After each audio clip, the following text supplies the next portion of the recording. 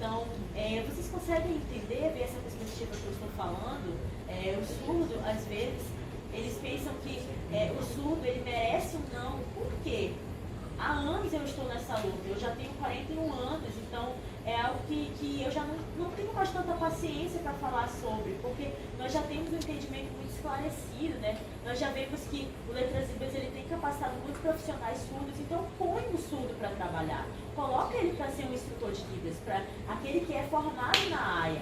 Não só o surdo, por exemplo, pegar qualquer surdo, porque o surdo não é apenas o dono da língua de sinais, mas ele pode ser um ouvinte também. Então, se ele tem essa formação, ele é uma pessoa capacitada, ele tem essa graduação, ele é reconhecido, ele pode ser um excelente professor de Libras. Hoje, nós discutindo aqui nesse momento, a explicação de cada um são opiniões que se divergem em alguns momentos, mas quando a gente fala de audiência pública, obstáculos sociais que o surdo ainda enfrenta, o surdo ele precisa o quê? Principalmente falando, ele não precisa mais, não pode mais ser visto como uma pessoa coitada, como uma pessoa que é menos, como uma pessoa que é inferior. Ai, não, é porque ele é surdo, ele tem dificuldade, a gente sabe, né? Essa discussão, ela precisa ter um fim, né? O surdo, ele não precisa, ele não pode mais estar mendigando a atenção, porque tudo já existe em lei. Então, hoje é uma obrigação, não é um favor para a comunidade surda. Quando a gente aceita falar desses trabalhos, a gente aceita a pessoa que o surdo é. Por exemplo, o TCE, que já tem aberto vagas para pessoas surdas, já tem 20 surdos, isso já cresceu, né? Então, que o TCE seja um modelo para os outros órgãos públicos, mas o surdo ele continua ingressando nas fábricas, porque são pessoas que são obrigadas a contratá-los. Então, os setores administrativos públicos também podem contratar os surdos, isso pode crescer. Tudo bem? Então, os surdos, eles não precisam mais ficar implorando por uma vaga de emprego. A lei precisa ser muito clara para as pessoas que contratam. É contrato, é obrigatório, o surdo ele precisa estar incluso na sociedade. Então, as pessoas precisam ter uma visão da pessoa que o surdo é, porque às vezes chamam o ouvinte porque ele sabe o básico, né, dá para fazer. Não, o surdo é uma pessoa competente, ele precisa ser respeitado da forma que ele é. Se ele é usuário de língua de sinais como primeira língua, como está em lei, ou de segunda língua de uma forma escrita, ele é uma pessoa capaz de se comunicar normal como eu e você. Ele pode ser uma pessoa que interage com a sociedade. Isso precisa ser visto. Desculpa me estender, ok? Agora o Marcelo, ele pode explicar como é que ele, enquanto presidente da Associação dos Surdos, visualiza as perspectivas das políticas públicas em conjunto com a universidade, por exemplo. Está presente o ICANN, a UEA. Como é que pode ser feita políticas públicas em parcerias com essas entidades?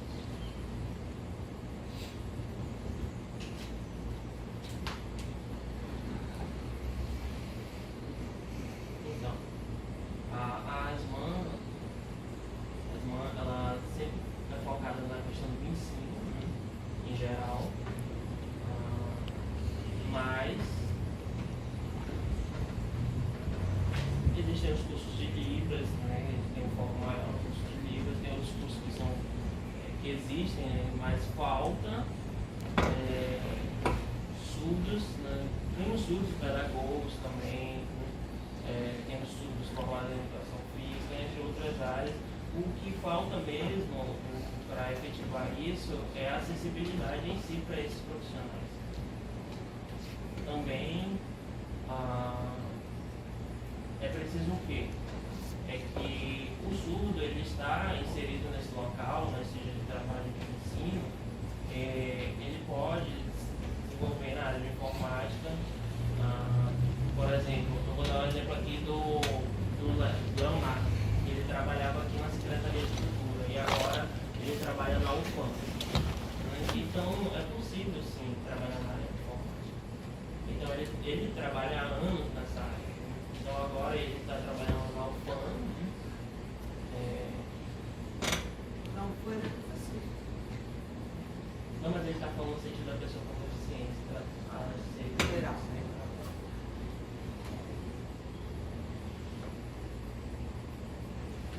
Sim, ele é professor.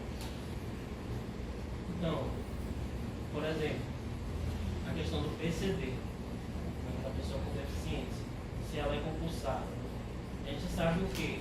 Que o surdo em si, ele não consegue escrever o português de uma maneira perfeita, né? Mas a gente percebe, por exemplo, no concurso, que muitos ouvintes eles são aprovados, né? E tem essa cobrança muito grande quanto aos surdos escrevendo português perfeito. A maioria dos ouvintes, por exemplo, tem ouvintes cegos que conseguem escrever o português, né? E a gente vê, por exemplo, que tem pessoas que escrevem o português em si, mas não têm o conhecimento em si.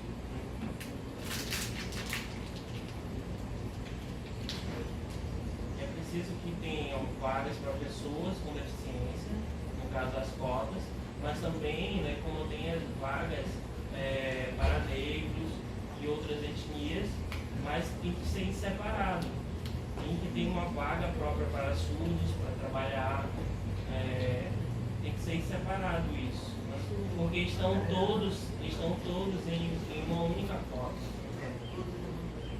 Então isso não é certo. O que é preciso é ter uma cota em separado, né? A cota, e aí sim, com essa cota é possível de ser aprovado. Por exemplo, quando o surdo ele vai fazer um concurso, ele tem que ter esse foco, né? Tem que ter essa abertura para ele, esse direcionamento para ele. Por exemplo, a gente tem muitas barreiras, né? Os surdos geralmente não conseguem essa aprovação em concurso, né? A maioria que estão sendo aprovados somente, geralmente as vagas, né, tem cotas somente 10%, né? Na maioria dos concursos. Então, deixa eu lembrar uma coisa. Uma segunda coisa, a questão da Associação de Surdos, vai completar agora 30 anos. Né? Então, a gente teve sim desenvolvimento, mas ele não foi muito rápido. A gente sabe que tem poucas pessoas participando. Nos municípios, né, a maioria dos surdos estão mais carentes, né, quanto a isso. Vocês sabem, né, a gente já foi até os interiores e viu os surdos, por exemplo, que não se comunicam em libras e sabem somente gestos. Né, eles têm um aprendizado deles, mas só que não é um aprendizado formal. Não tem intérprete. Vocês sabem que não tem surdos fluentes no interior, tem um ou outro em Parintins, eu acho que são 2 ou 3 surdos. A maioria, quer dizer, nos 62 municípios não tem nada assim concreto. A maioria dos surdos usam gestos. Então a gente precisa dessa parceria, né? Por exemplo, em Maués, eu já fui até Maués. Então comuniquei com alguns surdos, mas só que eles se comunicavam em gestos. Né? Então comecei a ensinar eles, né, cerca de 10 dias, né? Então alguns surdos eles ficavam retraídos, diziam que não, e a família proibia também o uso da língua de sinais, né? E eu falava para eles, a língua de sinais é um direito seu, é uma questão de identidade sua, então você pode se tornar fluente em línguas.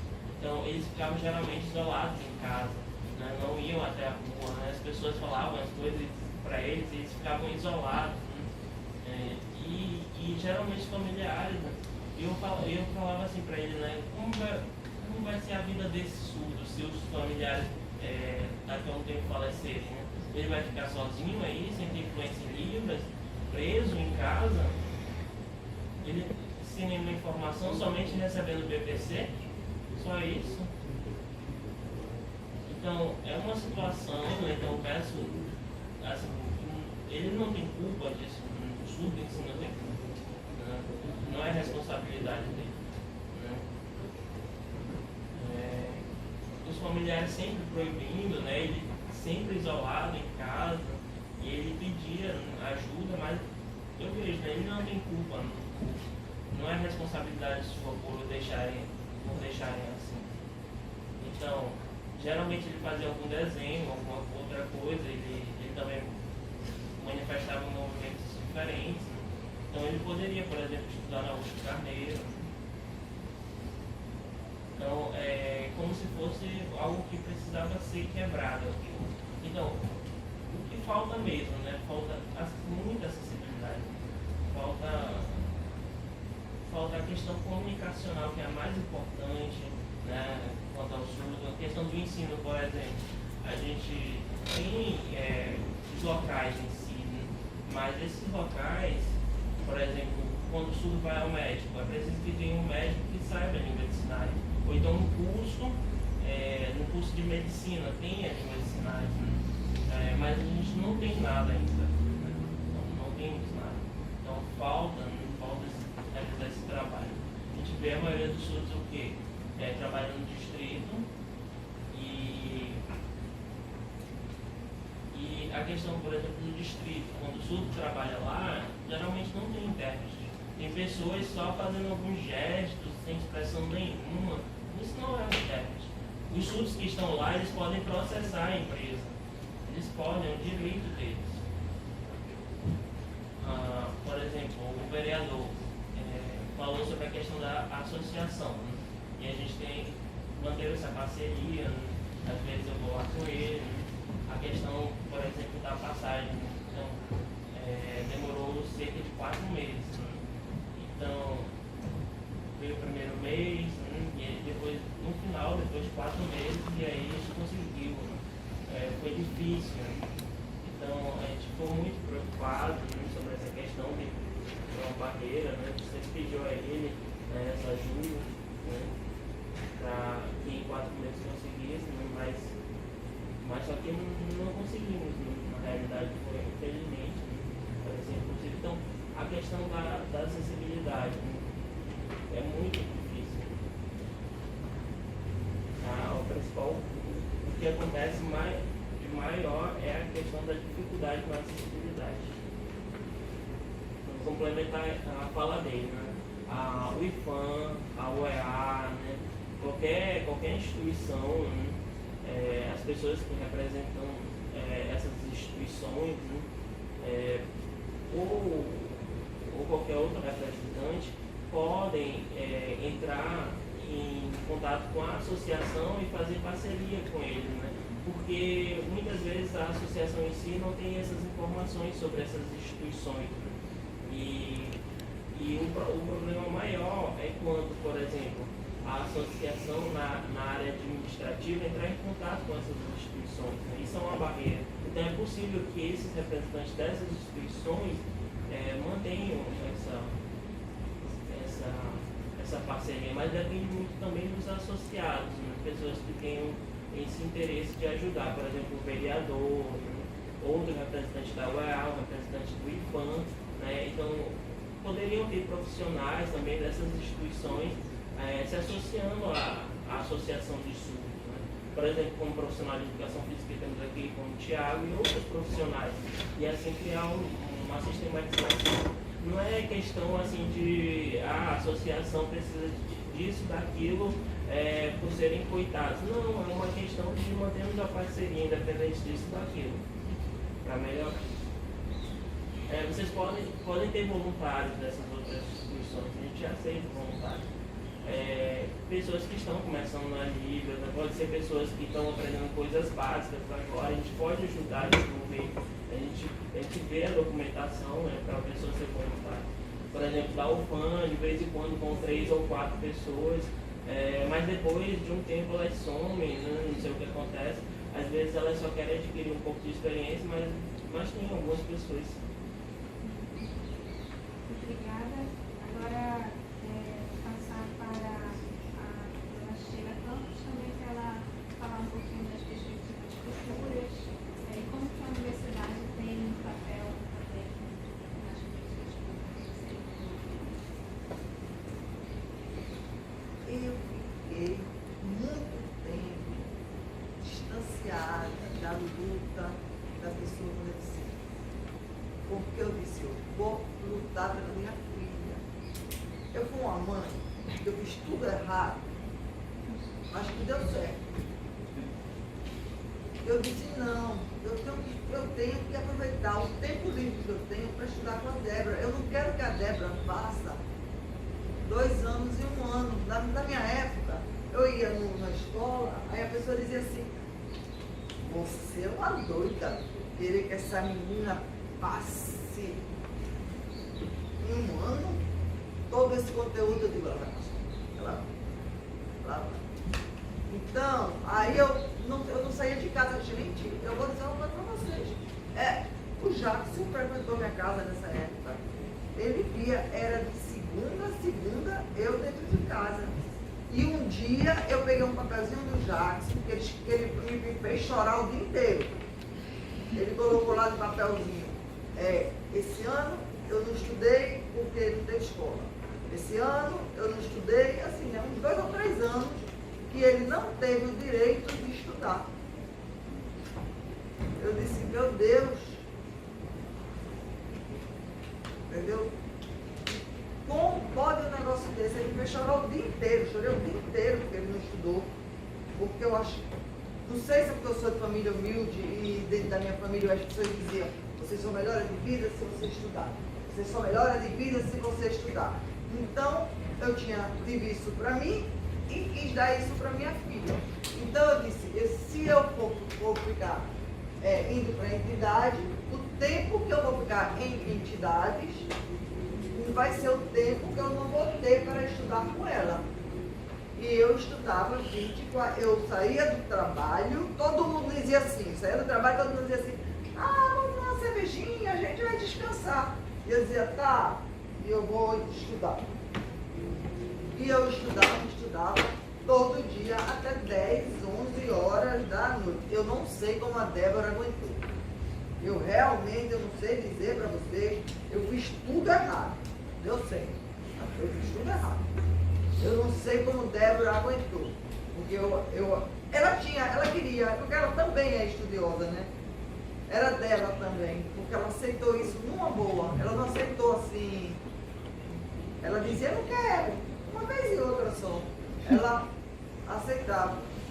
Então, eu fiquei muito fora das entidades de luta em prol da pessoa com deficiência.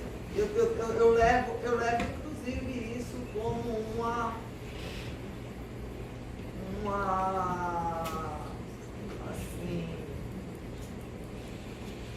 culpa, uma falta de ajuda, porque eu não fiz, entendeu? Porque realmente eu fiz a opção de fazer por ela. Com uma frase, qual a frase que a senhora dedicaria para o IFAM e para o EA ajudar na educação desses que lá estão? Hoje a coisa está muito diferente, porque hoje, na nossa época, não tinha Libra, né? Nessa época não tinha Libras, eu tive que fazer a opção. Ou eu colocava minha filha numa escola que usavam a Libras mais ou menos, ou eu colocava minha filha, que era Augusto Carneiro, o pessoal lá maravilhoso, eu colocava no Filho de Maldonado, que era oralizado. O que pensa cheia é melhor que ela seja oralizada, porque pelo menos quando ela subir no ônibus, ela sabe dizer, vai saber dizer dirigir pior. Foi o que eu pensei, gente, eu não tinha conhecimento nenhum, eu tinha 23 anos. E tinha uma filha surda, primeiro teve meningite. Que ano foi isso? 85. Primeiro, eu fui para o hospital me internar com uma filha com meningite. Depois eu levei para casa essa menina surda. Eu tive que fazer opções. Minhas opções foram essas. Às vezes eu digo, gente, eu nunca vi a pessoa fazer tudo errado e dar certo. Porque, eu não sei se o senhor sabe, né? A Débora, ela é formada, ela tem 2 graduações, ela é formada em pedagogia, ela é formada em Libras, ela é mestra em Libras, ela é doutora em linguística, ela é coordenadora do curso de Libras da Universidade Federal de Santa Catarina. Ela está chegando hoje da Alemanha, porque foi apresentar um trabalho lá. Então eu acho que todos os meus erros, eu estou satisfeitíssima com meus erros. Estou satisfeitíssima. Ela fala fluentemente Libras, né? Lógico, atualmente. Ela, em um ano, né, Jackson? Ela se juntou com um grupo, o Jackson, o Marcelo, se juntou com um grupinho em um ano, ela aprendeu Libras em um ano. Porque ela queria fazer o Letras Libras, queria passar no Letras Libras. Entendeu? Então, ela é uma pessoa estudiosa. Só pode ser.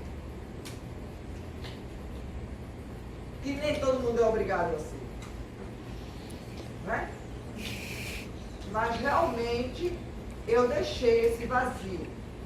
Eu abandonei as políticas públicas, eu abandonei as entidades, o pessoal me procurava, porque eu dizia, que horas? Eu preciso trabalhar, eu preciso ensinar a Débora. Eu não vou deixar a Débora fazer 2 anos em 1 ano, não. Eu não. Eu não.